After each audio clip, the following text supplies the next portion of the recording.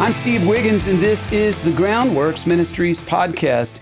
Today we're reading from the book of Psalms, chapter 16, and let's focus on verses 8 through 11. I have set the Lord always before me, because he is at my right hand, I shall not be moved. Therefore my heart is glad, and my glory rejoices. My flesh also will rest in hope, for you will not leave my soul in Sheol, nor will you allow your Holy One to see corruption. You will show me the path of life, and your presence is fullness of joy. At your right hand are pleasures forevermore.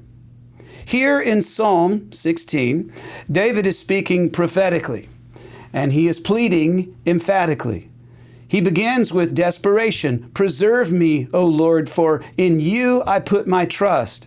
Now, obviously, David has found himself in another jam that only God could get him out of. And it's not unlike many of the prayers that you or I have prayed, looking for a way through a dilemma for which we cannot imagine a solution. But David's situation leads us to believe that David himself feels that he may not make it out alive. So David is declaring his belief that if he dies, that God will preserve him, literally, that God will resurrect him from the grave.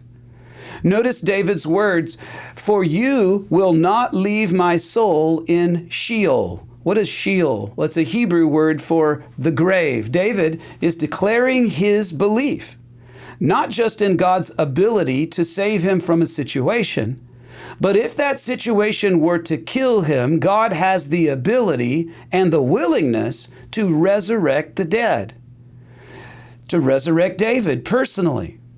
Because David has placed his faith in God, he can say this confidently. For those who hold to the notion that the resurrection of the dead is purely a New Testament idea, well, this is solid evidence otherwise. But don't feel lonely. The Old Testament's teaching of the resurrection of the dead was hotly debated even in the days of Jesus and his apostles. Look at how the Apostle Paul had to deal with it in Acts chapter 23, verse 6.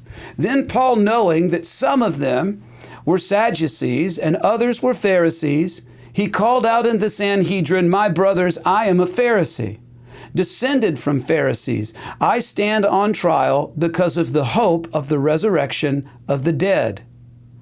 So just when we might believe Psalm 16 is purely a declaration of David's belief that he will be resurrected, then his psalm moves to the subject of the Messiah's resurrection. Psalm 19, verse 20 says this, "Nor will you allow your Holy One to see corruption." Psalm 16, verse 10. It should not surprise us that David prophesied about the Messiah. After all, the Messiah is also known in Scripture as the Son of David. Why? Because he came through the line of David from a physical sense. Even though his origins, as the prophet Micah said in Micah 5:2, his origins are from eternity, and yet he was born as a man, and when he did, he was born into the line of David. However, David was not the only prophet who understood the Messiah's role. Every single Old Testament prophet plainly saw Jesus and his role to atone for sin, including the resurrection. Furthermore, they all knew that there would be no salvation other than through the Messiah. Well, how do I know that? Acts chapter 10, verse 43. All the prophets, how many? All the prophets testify about him, the Messiah, that through his name, everyone who believes in him will receive forgiveness of sins.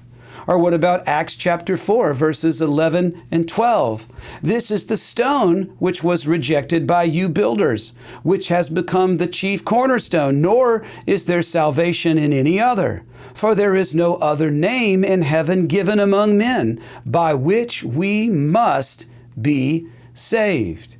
Do you know Jesus in a saving way? If not, you can go to our website, groundworksministries.com, and there's a very clear presentation of the gospel and even a moment where you yourself can speak to the Lord and you too can receive salvation. I'm Steve Wiggins, and this is the Groundworks Ministries podcast. Groundworks Ministries operates entirely through financial donations from faithful people like you.